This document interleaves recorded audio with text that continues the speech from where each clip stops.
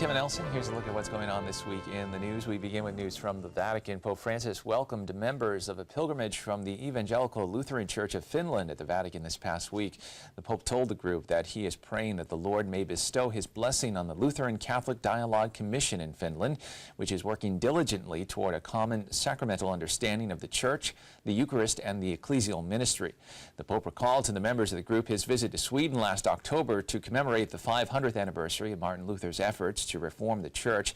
The Pope said Luther's intention was to renew the Church, not divide her, and that the joint commemoration was important on both the human and theological spiritual levels. The Pope met the Finnish delegation during the annual Week of Prayer for Christian Unity. The theme chosen for the 2017 observance was Reconciliation, the Love of Christ Compels Us. More news now from the Vatican. Tremors from earthquakes that struck central Italy this past week were felt in Rome and at the Vatican, where the general audience was taking place in the Paul VI Audience Hall. Rome Reports has more from Italy. Saludo cordialmente a los peregrinos de lengua española. At this moment during the general audience, the center of Italy shook again, although it appears that only a few people realized during the morning encounter with the Pope. The earthquake? No. I did not feel anything. My son called me because I came here to meet him. He told me that they had closed the subway because there was an earthquake. In less than an hour, there were 3 earthquakes that occurred. The Vatican barely felt the tremors and, in spite of the circumstances, made light of the situation. No, we didn't feel it. Though I was in heels too. You'd think I would have fallen over. I will tell you, our legs are a little shaky from meeting Pope Francis, but not from the earthquake. No. In the Italian capital, schools and metro stations were evacuated. While there were no human injuries in the epicenter, villages lost electricity and people were trapped due to snow. It is estimated that from August 24th until today in Italy, there was an earthquake every 4.5 minutes. The strongest earthquake was last October, which reached 6.6 on the Richter scale. It was the most violent earthquake in the last 30 years. It is thought that those earthquakes this past week were responsible for an avalanche in central Italy that buried a mountainside hotel, with many of the guests and workers still missing.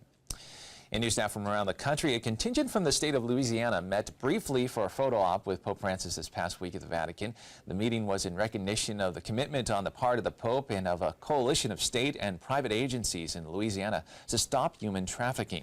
Among those in the group were Louisiana Governor John Bell Edwards, Father Jeff Behi, and Consolata missionary sister Eugenia Bonetti, who has been a leading figure in the work of women religious to assist victims of trafficking. In the center of the photo, the group is shown holding a plaque for Metanoia Manor, a refuge being constructed for young women rescued from traffickers. The home, at a secure location in the Diocese of Baton Rouge, will be staffed by 4 members of the Hospitalier Sisters of Mercy. Father Behi told Vatican Radio he met Sister Bonetti during a trip to Rome, and he invited her to Louisiana to promote awareness of the problem of trafficking. According to Governor Edwards' website, the Houston to New Orleans corridor has one of the worst trafficking problems in the country, with the average age of victims being just 13 years old. In news now from around the world, a recent report by Open Doors, a nonprofit organization focused on serving persecuted Christians around the world, looking at some 50 countries. The report shows some of the worst places of persecution. Rome Reports has more on the results of its findings. These are the faces of innocent children, men and women. 1, 2, 3, and so on, up to 215 million.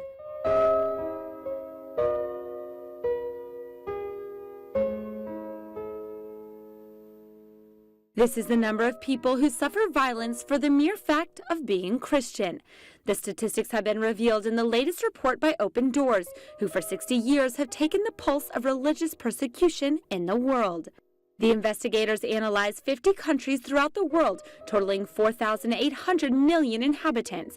Out of these, 215 million are Christians and suffer a high, very high, or extreme degree of persecution. These figures estimate that 1 in 12 Christians in the world is a victim of violence based on religion. North Korea ranks first, where there is an absolute lack of freedom and therefore lack of freedom of religion. Somalia follows closely behind, where the conversion of a Muslim to Christianity can lead to death. Afghanistan, Pakistan, Syria, and Iraq are unfortunately still on the list as well. Religious fundamentalism and jihadist terrorism prevent any favorable progress in these countries. Additionally, Yemen has joined the macabre top 10 this year. The poorest country in the Middle East is still immersed in a civil war with Christians in the midst of crossfire. One example of this is the violence and the kidnapping of Father Tom, a Salesian priest taken by a jihadist group who also murdered 4 missionaries of charity. The list also laments the escalation of violence in Southeast Asian countries such as India, Bangladesh, Laos, Bhutan, and Vietnam. Open Doors says that in northern India, some 40 million people suffer discrimination and violence from Hindu extremists. In 21 of the 50 countries analyzed, 100% of the entire Christian population suffers persecution. However, along with the recrudescence of this situation, there are also reasons for hope. There are more and more institutions or initiatives that warn of this persecution and even help those who put their lives at risk for not denying Jesus Christ. And finally in the news, in a letter sent to members of the U.S. House of Representatives and the U.S. Senate, Bishop Frank Dewane of Venice, Florida, chairman of the U.S. Conference of Catholic Bishops Committee on Domestic Justice and Human Development, said that a repeal of the federal health care law should not take place without immediate passage of a plan that preserves people's access to adequate health care and also protects human life, conscience rights, and the poor. The bishop told the legislators that important gains brought about by the Affordable Care Act must be preserved as millions of people now rely on the law for their health care. At the same time, he said any replacement measure also must safeguard human life from conception to natural death, protect conscience rights, and provide adequate health care for immigrants, the poor, and others on society's margins. Well, that is all the information we have for you this time. I'm Kevin Nelson. Don't forget, you can keep up to date on Catholic news throughout the week with Catholic Newsbreak right here on the Catholic TV network.